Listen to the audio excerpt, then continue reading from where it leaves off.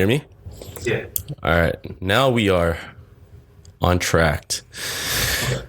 Okay. Hello, everybody. Welcome to our Game School Online workshop.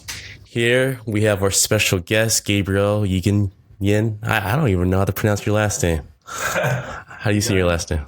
All right. Yeah. That was You're close the enough. you're the pro at that. So, Gabriel is joining us from Respawn. He's worked at many places before, but let's just do the formalities out of the way. This is opinions of our own, doesn't reflect anywhere that we worked. So please don't try to get us fired. Today's main topic is for a lot of those concept artists out there. It's a real treat. All right, Gabriel. Before I butcher any part of your resume, why don't you just jump in and give us a little bit about your background and today's topic? Cool. So my background is basically I went to college to study architecture originally. Always loved art, always loved drawing on the side, but kind of went down the main career path route. Studied architecture, and after graduating, decided, my friends were at Art Center and other art schools, and I was like, man, that looks really cool. I've always wanted to do that. Let me try to jump over to this different design area that has kind of looks like it has to do with what I studied, but not exactly because I haven't really painted in this way, haven't invented in this way. So jumped in, um, tried to catch up as much as I could. Like I said, I've always drawn in the past, but kind of made my way into the industry, learned what I could, taking courses, drawing on the side as much as I could, and then kind of cracked my way in through Section Studios that first gave me my internship, and a lot of big opportunities to start to work with major companies, major studios, and kind of helped me get my legs under me, and kind of gave me the mileage I needed to kind of go from there. So yeah, I spent a long time there, worked with them, worked some freelance, um, worked with a bunch of different companies in game design, theme park design, film, TV, trailers, all kinds of different entertainment work, and now made my way to Respawn. So that's kind of the journey. And in that time, I guess, worked with a bunch of studios like Riot, Gearbox, Sony, and many others. So I kind of got a nice sampling of the industry and kind of brought me to here. So that's pretty much it. That's the story. Yeah, I mean, I definitely want to dig in to today's topic, which is architecture in concept. You would think from the outlooks of it, it goes hand in hand, but not a lot of concept artists are traditional architect, at least study. Switcheroo. It starts from visuals, and then at the end, you kind of figure out how all this stuff makes sense. Versus in architecture, it's backwards. You start with how it makes sense, and you end with how it looks. Right. So that backwardsness kind of was an interesting clash, and I actually wanted to like smash those two worlds together as much as I could, because I thought it could be something really interesting, both for architecture, because I would still do some things on the side, in the architectural world with like my friends, small things, small projects. And then at the same time, I didn't realize that, concept was actually increasing need of making sense out of things. Yeah. So yeah. I mean, much like your work, the first time I seen you and your artwork, and there's a different sense. I mean, we've seen many concept art before, but I feel very few can actually, and I think a lot of it has to do with your background where, the thing that you draw looks functional. It looks like it can be very cemented. And I feel like it's an edge to be studying architect, to becoming an architect and then becoming a concept artist. So, I mean, in some ways it's sort of relief, right? You don't have to worry about code and all these things that can kill people if you build it wrong. Yeah. So do you feel among your other colleagues that it has given you at least some leeway or an edge to your craft, just with this extra knowledge to put into it? I think it has, and at first I didn't feel that way. It kind of felt like an uphill climb because Hmm. I put those ideas, like history and kind of social ideas, economic ideas. Like again, architecture just by its nature is it touches on everything, like all disciplines. And I thought, concept art's kind of doing the same thing, but it usually wasn't digging in really deep. It was like first impressions, really, moving images.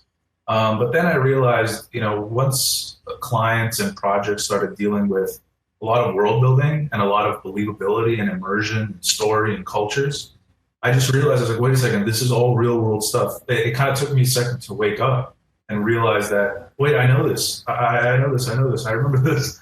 So I kind of jumped in and tried to bring what I could from, my studies of history and cultures, and even going as far as like developing the class that I teach now at Concept Design Academy, which deals with exactly that, taking historical architecture, breaking it down, understanding what made the real world the way it looks, what made the really cool architecture that we see the way it looks, and then reverse engineering that in a way where you can build very convincing designs and concepts.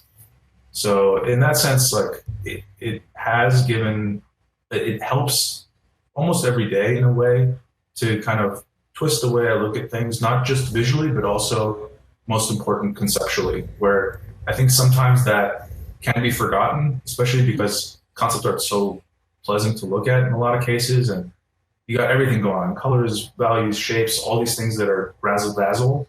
But at the end of the day, more and more I've noticed, especially with art directors and projects, it really becomes about the idea underneath. And if you couple that with something visually striking, then you hit gold. But sometimes if you have something visually striking and there's no underlying meat, the thing kind of falls apart, and they ask a few questions and poke a few holes in your narrative, and the whole thing crumbles, and they're like, see, that doesn't work for our story. So I think now more than ever, it feels closest to architecture that I studied, which has both the why and the visual with it. I think this is a perfect segue actually to look at your stuff. I mean, at this point, a lot of viewers are watching in, and if they don't know you're a badass by now, it's time to show.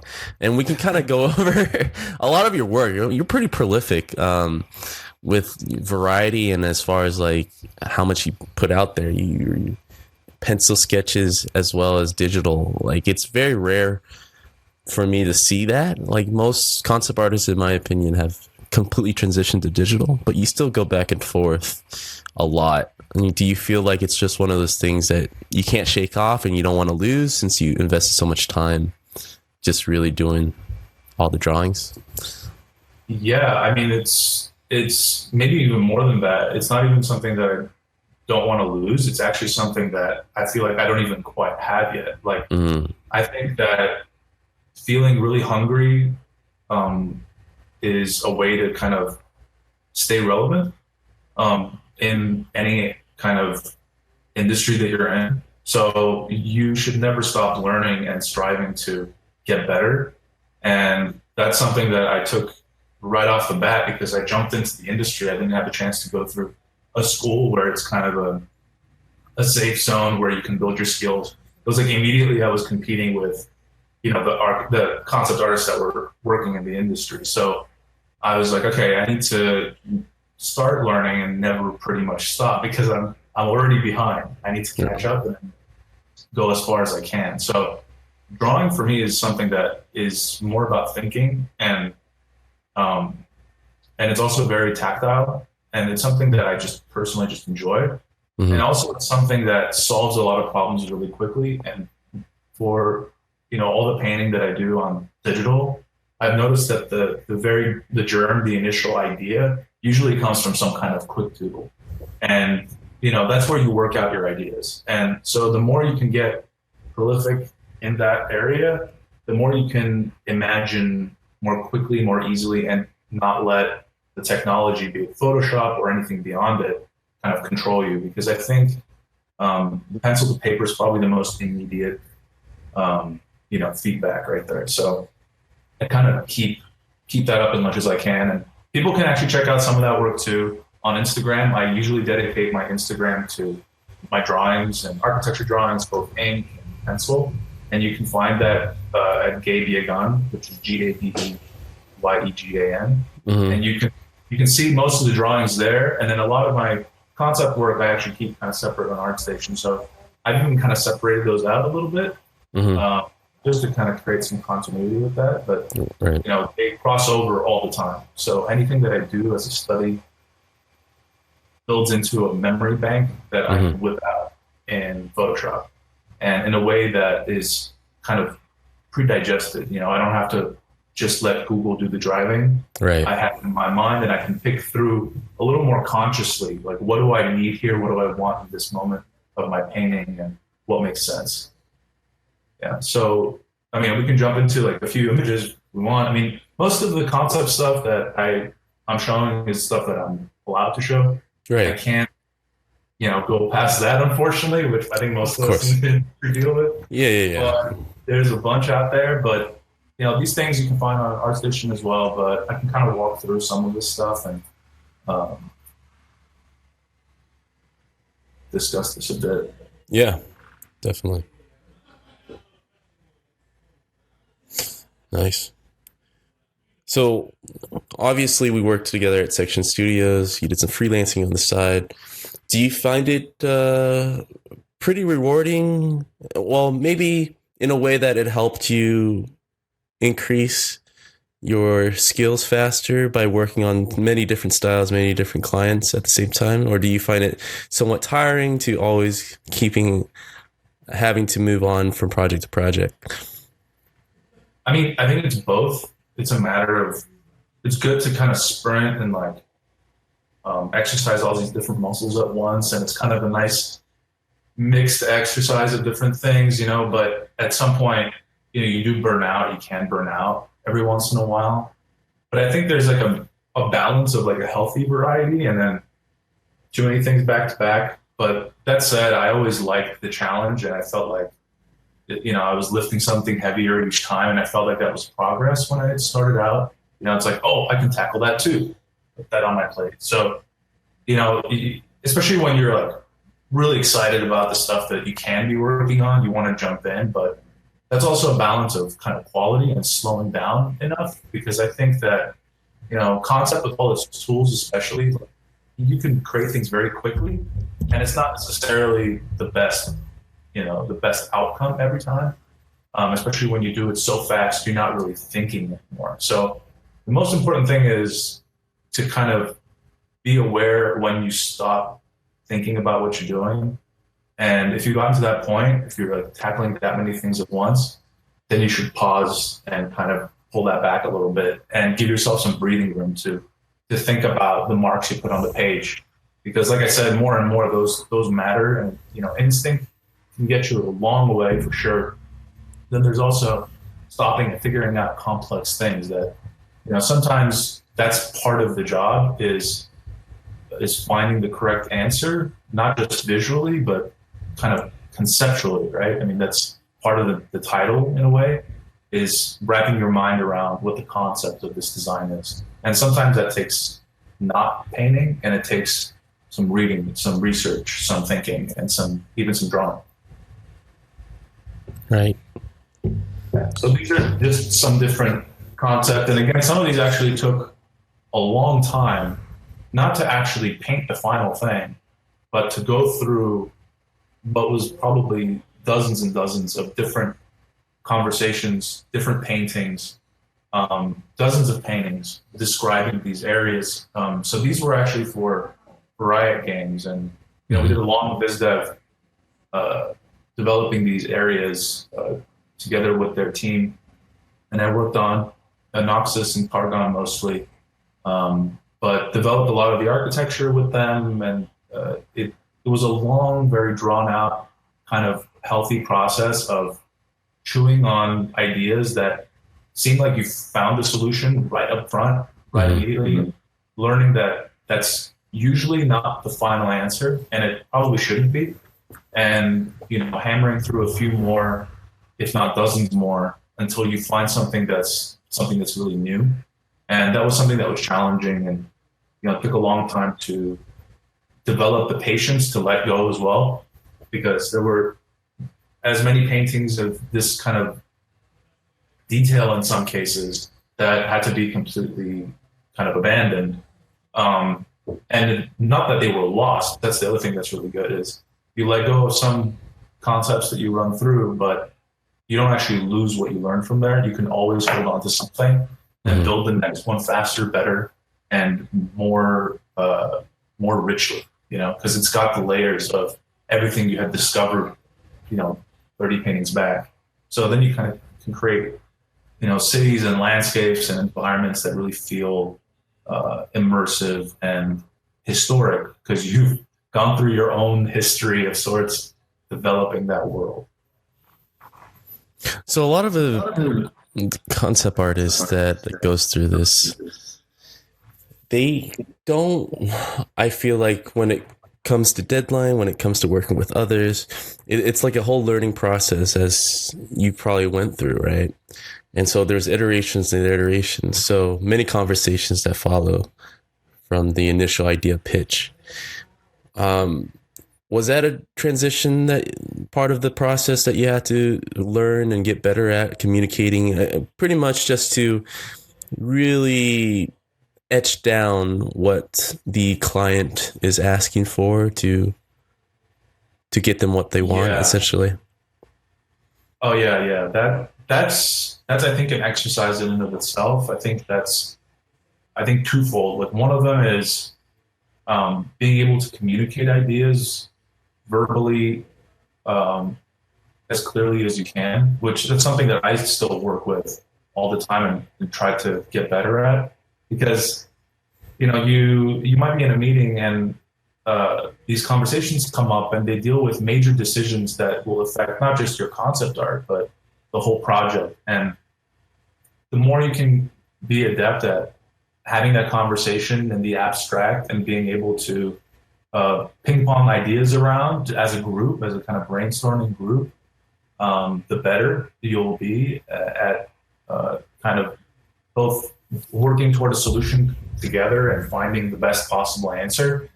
And the other thing is that, you kind of, it's surprising that, actually it's not very surprising, but I feel like notes are really useful. They seem kind of obvious, but like taking notes, a lot of little notes and things that usually are kind of forgotten, even though you feel like you remember, I think that's still crucial. And I still use that day to day, because if you're not paying attention to every word, sometimes the right answer for a client is between the words and between the sentences. And the more you kind of make those marks, like put those landmarks in your memory of, okay, this was the struggle we were dealing with in that conversation, the better. But it's like, it's not just a broad sense of what the client needs. It's also the specific things that the client is reacting to, which sometimes if you don't grab onto that, you don't catch those, pay attention enough, write those down, give that attention, then you might end up solving large fuzzy problems, and you might think you found a solution, you present it again, and the client's like, no, that's still not it, And that's usually because you might just be investigating maybe one layer of their feedback, and not understanding all the things that might help you get to that final answer that it's like, yes, let's build it. Right. So yeah, it's kind of a balance between those. And of course the conversation part and that the comfortable, positive communication part, especially with the clients, and is important, because that, if it's just detachment, if it's just a bullet point of what they would like to see, sometimes it's not clear either, because the client doesn't always know what they want either. Right. They might be describing a mood, something abstract, but they actually mean something else or something very specific. And being able to have not just bullet points, but a kind of back and forth conversation of clarifying and developing can really open up opportunities, not just for you to explore cool, awesome stuff that you might think of, but for them to get something that they hadn't thought of yet, which, might come out in conversation, like, oh, actually, yeah, that might be even more interesting. Or, getting an insight into their thinking that opens up way more possibilities for you as a concept artist. It's like, oh, okay, so you're not just looking for a blue painting, you're looking for all these potential things that might work. And so it can both open up your opportunities and also narrow your focus in a really good way. Yeah, I mean, that kind of goes into my next question, which is, the difference between concept art and design. So the iterative process, the communication back and forth doesn't really allow you sometimes to go, or even if you want to, right? I don't even think you want to go full rendering on an idea and spend all that extra time just bringing a drawing to full finish. Yeah. So like, how do you balance that when you want to, how do you bring out the key ideas on something before you run off with it? And like, how much more of it is about your skills as an illustrator than as a concept artist? Right. So I think this is where the stronger, your abilities are as a 2D illustrator of creating illusion, or it will help you. And it works this way. If I finish a painting that looks somewhat finished and I think the idea is decent, it's not fully rendered and refined, but it's presentable. It's something that you can say is more or less finished. You need to not fall in love with that and really let go. As soon as you're finished with it, know that it's not necessarily the final product. And that's something that, means that, when the player goes in there, they're going to experience every angle of that design and move through that in different ways for different projects, obviously. But to understand that, when you have that painting that you like a lot, it doesn't mean that's the final one. And it usually means it's probably still early in that process of finding that final design. And that means that somebody might ask for a completely different angle, a completely different type of take on it. But you can borrow core pieces of the actual architecture, of the actual props and objects, and you can remake these images and kind of kit bash your own work.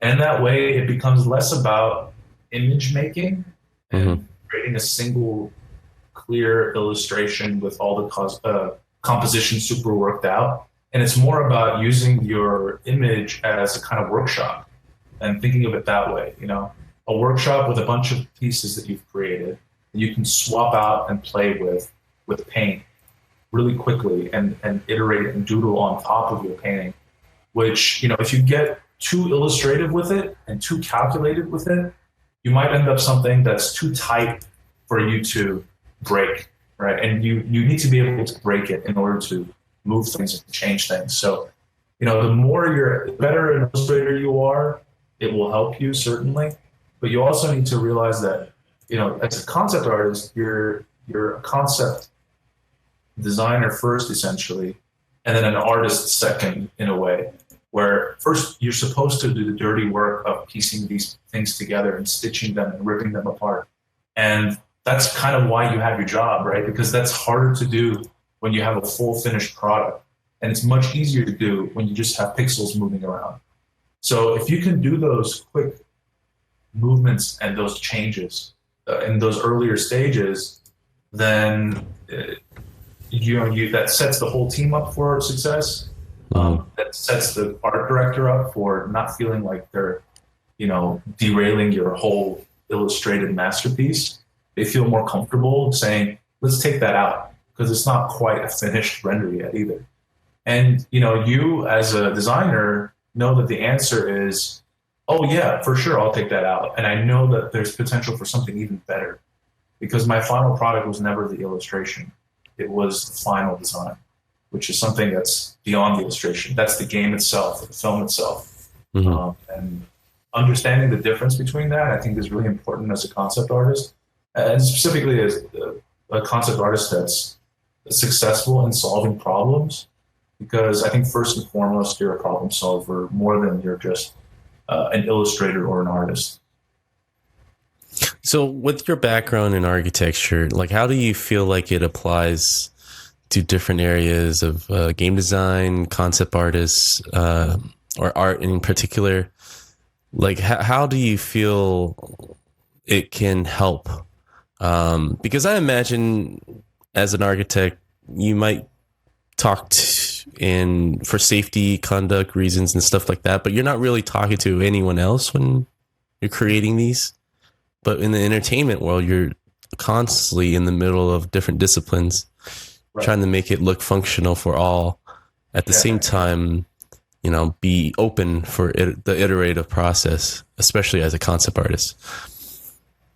So there are a few things that really align really nicely with architecture, because the one thing, the misconception I think about creativity is that when it's just an open field day and you can create whatever you want, that is somehow a better situation than if somebody gives you a very specific, very, very specific puzzle to solve. And in a way, all that creative potential really blossoms when you have these limitations on your design. And when you understand that, you can kind of create your own problems, for example. You can create your own limitations, your own code that you then have to solve. And it's not just some tedious exercise where you just like tell yourself, where do I put the railing? It's more about, you know, both with thinking about the larger project in mind and how it's going to be constructed. What are the building blocks of any given civilization? What are the limitations on their technology, their materials, their beliefs, their social structure, the way they interact with their gods or their history? All these different things can be, they sculpt your design without touching it, but conceptually they sculpt it, right? Because if somebody's worshiping the sun, it may not make sense to put moons everywhere. I mean, that's like the obvious one, but you know, if you have these limitations, the more you can craft these story elements and also work those into a flexible modular system of experimenting, the more you can kind of bridge story, level design, the actual environment, and kind of harmoniously put those together. Because I think sometimes concept art is kind of a vision, and it's this blurry vision kind of handed off, and you know, then it's for everybody else to kind of make sense of. And in a way, if you think more architecturally, you can kind of understand the building blocks, the repeating building blocks of a society or of an environment, and that both helps the continuity of your concept, your art, but it also helps the continuity into the actual environment building process, where, you know, the environment artists have to find some kind of system that works best for them to create what might be a very complex environment. And how do you create one painting and give enough information to populate an entire level, you know, and in some cases a whole civilization with just that one or two paintings, you know? So that means that you have to build into it all these pieces that you can then kind of take apart and populate into an environment. And I kind of feel like those limitations can help the concept art become increasingly the problem solver, which usually an architect is in that sense, or is trying to find, well, who's having an issue? Okay, so the level artist or the level designer, the director's having an issue, the environment artist is having an issue. What are these problems? What are the story things that we're trying to solve? Putting all of these pieces on the table and seeing if you can kind of build that puzzle out in a way that creates a very inspiring solution for all the parties involved, because you're the propellant, you're the fuel that helps the process keep going after you're finished with your painting. It goes in iterations and kit bashes and all these things that at the end will not look like your painting in some cases. And best cases may not look like your painting because it's got enough in there that it can spawn more paintings after that. And thinking in that way, thinking more as a problem solver, at least has helped me try to kind of bridge those problems and those moments where nobody seems to be able to find a solution to a given, you know, design a constraint. And yeah, I think that definitely comes from architecture, and it's usually because it creates its own limits. And the more you do that, I think the more you'll be more controlled in your decisions, and everything will have a conscious choice to it. Right. And this kind of leads into what you're just saying about working with the different departments. So what's the balance here when you're keeping yourself from over explaining what your ideas are, at the same time kind of keeping your emotional attachment and expression in a controlled state? Like, that's something that I feel like every artist kind of learns, right, as they walk through the industry. Like, for an example, a lot of my job is just balancing opinions and seeing what is, and some people say that's just watering down, your artistic expression. But as an entertainment, because let's face it, we are an entertainment product. How do you keep some of your artistic expression, but at the same time appease to not just customers, but your fellow colleagues, right? Your art directors, different department disciplines. Right. So I think my personal solution to that has been, and it's a struggle, because sometimes I might be very passionate about something and I really want it to go through. And I need to remember my place too all the time. Mm-hmm. And I realize that I'm part of a larger machine here. It's trying to create something very complex, almost impossibly complex, with how many moving parts there are. And my little artist corner here doesn't quite always fit into a streamlined production. And knowing that whatever I'm designing, if it's causing any kind of bumps in the road, and it's not quite working, it's not just my kind of artistic vision that matters, it's also our collective vision of kind of executing this larger project. So that kind of keeps me in check a little bit. But most of all, I think the best way to look at it is to actually be very positive, about moments like that, where, you have a vision or you have a concept you really like. I think that it has to do with that idea of like really getting attached to the piece that you had done and being able to let go, mm-hmm. in a way that realizes that, most of the other people in the industry are also artists in some way, and they have their expression. And sometimes you might not agree with it. You might say, oh, that's a terrible idea. But I kind of twisted it into, anytime I run into one of those where I'm like, oh, that totally will not work, I just remind myself that at some point in time, Ralph McQuarrie got his pitch for Star Wars and was probably thinking, I don't know about this movie, like it's kind of weird. Like you mm-hmm. got these characters, the space and all this stuff. And, if he didn't put, some kind of faith into that process, then we wouldn't have Star Wars now, mm-hmm. Or if, mm-hmm. Anybody else, any other artist that was faced with one of the more challenging, especially fantasy and kind of make-believe places that we have to create. If we kind of dismiss weird or ideas that we're not really familiar or comfortable with, it's actually kind of hindering their own ability to grow, is how I look at it. Like, I jump in, if it's weird, doesn't make sense, if it's a problem that nobody wants to touch, I really enjoy those, because that means that there's gold there, like nobody's digging here. Mm-hmm. And I feel like if I can put the energy into it, there may be something there that no one has quite found yet, and it doesn't mean it's not there. And the only way to know for sure is to go all in.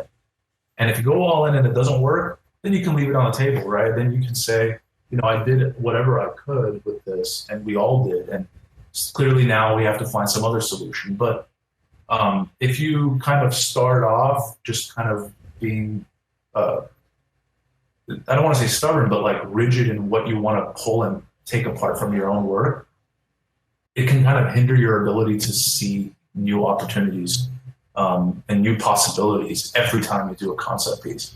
So even if my favorite painting was thrown away, which has happened many times, mm-hmm. like full finished designs for entire levels, for example, just being tossed because, I don't know, director changed or, lead changed or the story changed or what have you.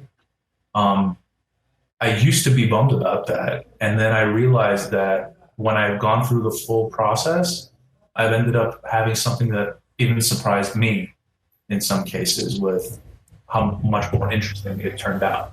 And it wasn't interesting to start with, but it worked out because of the energies of everybody. So you've been doing this a lot. So in your personal view, like how do you feel concept art changing over the years, and how do you feel where do you think it's heading? So I think from my time in the industry, I've seen, and I'm not like some old sage or anything like that. I mean, I'd like to think I'm still definitely new at this. And in a lot of ways, like I said before, kind of hoping that I'm still learning and developing and trying to do that as much as I can. But I feel like the concept art has definitely taken a turn from what I've seen, in past work and past projects, where it starts off very visual and more it's dealing with solving very complicated story problems, deeper story problems, when it's having to carry way more weight than it used to. When it was just a few polygons on the screen, you didn't really have to explain what all the carvings were in a given piece or a given temple. But now, the subtlest detail is now relevant for storytelling. And it's a huge opportunity for artists to be able to express story through their designs. But it's also something that's definitely changed on the concept front because, interesting or fun shapes, they won't quite cut it. And if they do cut it, they'll be torn apart. Because more and more we want like genuine, believable content that's informed content. Before it was just, if you had the right combination and ratios of proportions and shapes that were new and interesting, that was awesome. But if now you run into that, but it doesn't quite make sense, the illusion starts to break down because, we're expecting more fidelity, not just from the actual final product, but from the story too, and from the context. We want it to be very rich. And you can even see in new projects in the industry how things have become increasingly immersive. Games and films have become more immersive. And I think, to be honest, films like where I started off with, films like Lord of the Rings, for example, and that kind of historicity and like making it feel like it's a real place, like that's now become the goal, right? Nobody wants their place to feel fake. And even when it's a super stylized thing, you want there to be some kind of closed loop of logic. It feels like you can go there, and it feels like, Game of Thrones is real. Like it's almost like a real place. And the way you achieve that is by thinking in ways that look at history and look at traditions. And if you're inventing something totally new, then you have to build in all of that history and iteration and time that wears down architecture, rebuilds architecture. All that time has to be designed into your final product and tell that full story of civilization or a character. So I think that whole story arc to environment, the ability of the environment now to tell that story in addition to, just main story beats. I think that's pushing concept in a direction that will require diving deeper and deeper into all these things that I talked about today, history, these cultural relationships of what you're building, because aside from narrative, you can't just make up new narrative anymore either. That has to make sense with what a given character's race or history or background might do with their traditions and their belief systems. And all these kind of different characters in sci-fi even will have motivations that need to make sense with who they are, where they're from. And I think that's something that's extremely rich, and it's something that can be really explored and can help concept art be more and more a true kind of design process, and not just, pure expression. Mm-hmm. And I think that balance between the two is going to be closer and closer, and they're going to kind of overlap more and more. And it's going to become more architectural in how specific decisions will be, how careful decisions will be. Mm-hmm. And no longer will you be kind of just throwing random kind of shapes on the page as Mm-hmm. much as really crafting and figuring out the pieces that make up that whole image and how they work together. And that, I think, both benefits very complex, environment levels, with very complex geometry, and it also helps story and IPs in general allow for franchises to happen, and these repeating films and games to happen. Because if you only half bake the design at the beginning, then you have all kinds of issues down the line of, wait, how does this make sense? This didn't make sense. Who came up with this? So figuring out how to build that continuity is going to be, important even in the concept phase, because whatever you do may become canon in some way for any franchise that you work on. Including some of the stuff like the ones that we're looking at, like from Riot or other projects, where it's like holy in how important it can be for a team, because it can shape the language, the visual language for paintings and stories to come. So there's a huge amount of pressure now in getting that right at the beginning. Mm-hmm. Yeah. So, this kind of, you touched a few points that I think about a lot of the times, right? Traditional art, traditional architecture, as well as, traditional architects are highly prominent figures and respected art forms in our society. Anything in the entertainment is still just that, right? Just for entertainment, and isn't really as comparable, right? As for example, I see, though deeply appreciated on the skills, right? There's paintings out there that I feel, doesn't have as much edge as the digital paintings that I've seen in our industry, right? I feel, and it could be a different thing, but at the same time, the disparity between the two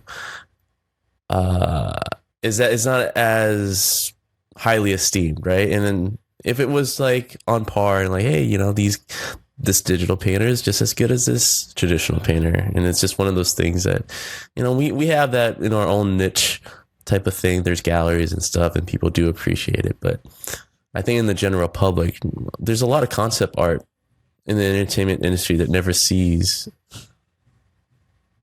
gets seen in the public eye, right? Except for maybe if it makes it through the movie as a practical set. So do you feel at some point in the future where virtual concept art will be more appreciated, or at least seen on the same stage as a regular architecture? Yeah, so I think it's an interesting question, because in one way,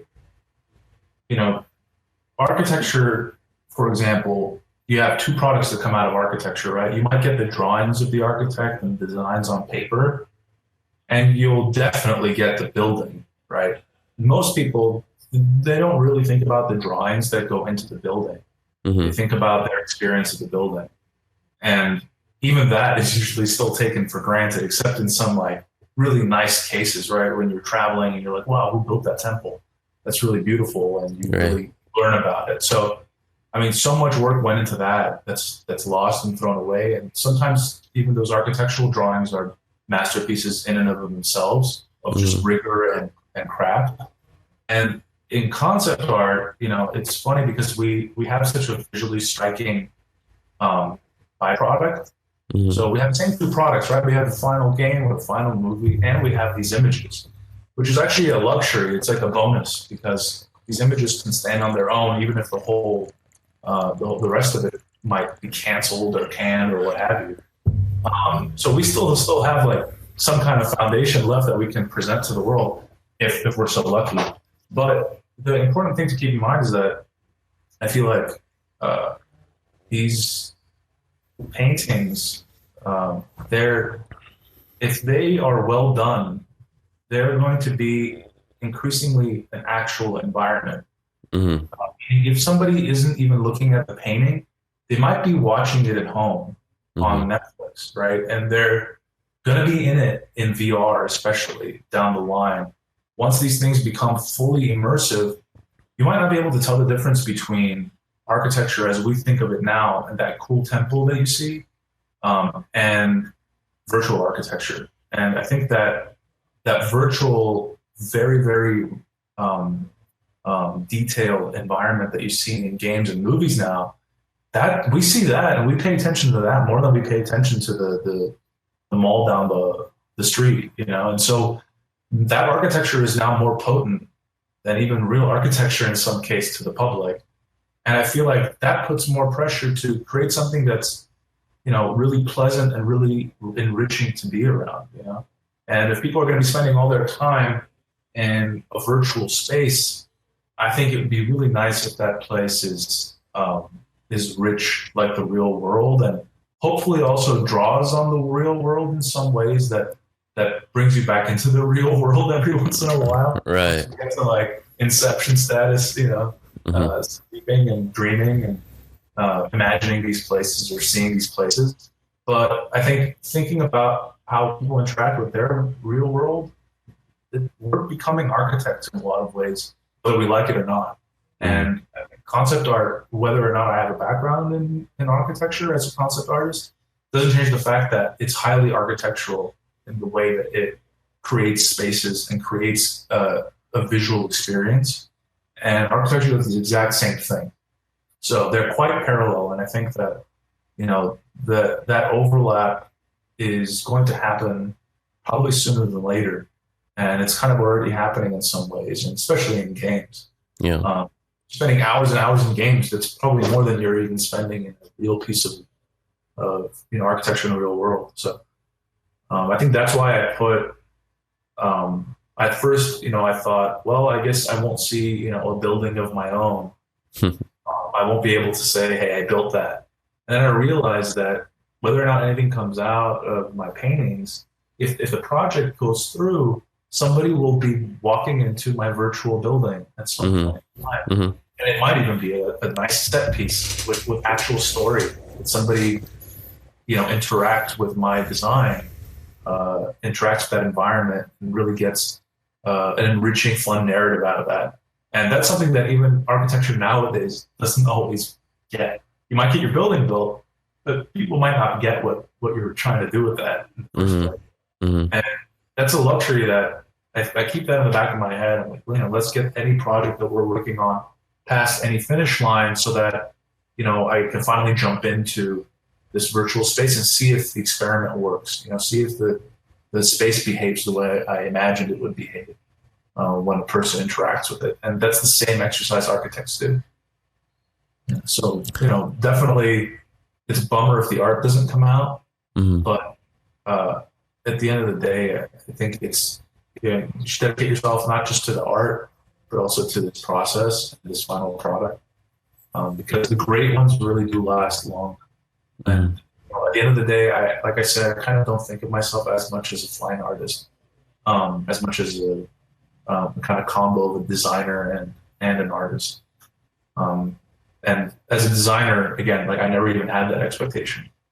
My Right. drawings would be, you know, all over. I was hoping more for the building. Hmm. Well, I mean, just to add on to that, you know, VR is already here. It's the accessibility is going to be a lot more, and like you mentioned, there's great architecture and historical buildings, and you know, there's tourism, but the likelihood of someone putting on a VR set to get there virtually is more of I see it more of a common thing, right? I mean, if you look at any sci-fi possibilities out there, it's always pointing towards people taking vacation at home, right? Put on the couple goggles, and that's pretty much where we're heading. I feel like once technology gets more and more immersive, you know, there will be a persistent world in the virtual world where you can walk around these sets, especially VR. So VR is kind of like the dawn of our age, right? I mean, video games in general, appreciate character art a lot more than environment art. But once you put on the VR set and you look around, I felt like there was a switch. People appreciate environment art a lot more in those VR goggles because now you feel like you're in a world. So I'm looking forward to that, and I definitely sign off on that. Where the things we create, once it becomes more tangible, right? Uh, People will, I think, naturally will appreciate it more, even if it's a made up, based on foundation type of architecture versus like a real world thing that you wait and build, right? So, I mean, this is a perfect segue to kind of conclude our session here. And I want to thank you, Gabriel, for everything that you taught us, everything that you shared. It's very insightful. Again, you're one of a kind when it comes to your concept art. It's amazing because I see it. I see the difference of, like you said, we're maturing as an entertainment industry from just starting with shapes and stuff. But once we marry the two and create things from historical, like years and years and years of education in architecture, it only makes our work a lot better, right? And I think in every discipline, it becomes that way. So I'm looking forward to it. I'm always a fan. I want to thank you. Before we sign off, though, I want you to do a shout out to anything that you want to promote or give attention to anyone that's watching the recording right now, so that they can check you out. As well as your website, too, if they want to check out more shit. Yeah, so you can see my artwork on Instagram at GABEYEGAN. That's Gabe Yeganyan on Instagram, and then you can see my artwork on ArtStation too. You can find me, just search my name on there. And if you're interested in what I was talking about today, I teach a course pretty much dedicated to exactly what I talked about at Concept Design Academy, and it's called Architecture for World Building. So it's basically a class trying to teach some familiarity with historical architecture and breaking that down. So when you go back home and you start to create your worlds, it's informed by all of this history and precedent, and really understanding design of architecture itself, not just the art side, the design side. So yeah, so those are my shameless plugs. I don't know if I'm missing anything else. But thank you for having me and having me on here. It's been really fun, to talk about this, and it's been a pleasure. Thank you.